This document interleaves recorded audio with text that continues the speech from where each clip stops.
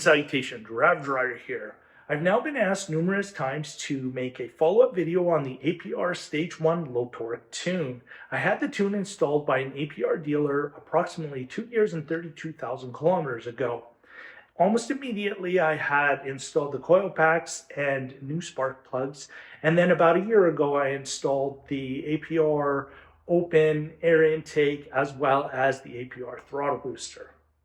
All right, here are the facts. The car has noticeably more power than it did stock.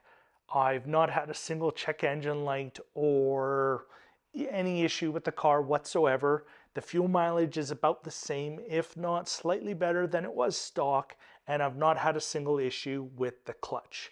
Now, as far as the clutch is concerned, APR does limit power in the low torque tune, so you're less likely to burn the clutch out.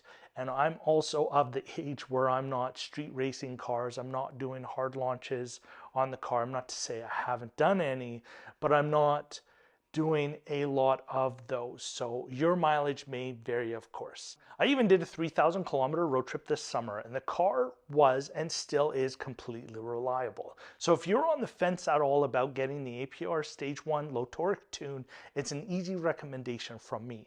Now, personally, if you have a DSG or an upgraded clutch, then I would say go the high torque route for the issue I mentioned earlier about the limitation in first gear of power.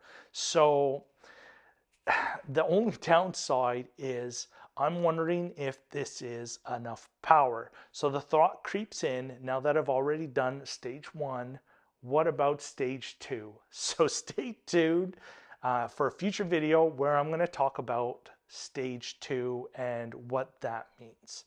Now, on a side note, it's very unfortunate, but the 2013 GTI was hit from behind and the insurance is calling it a total loss. So I am in the lookout for another VW Group car to replace that one. So stay tuned for future videos about that as well. Well, that's it for this one. Thanks so much for watching. Please like and subscribe, and we'll see you in the next one.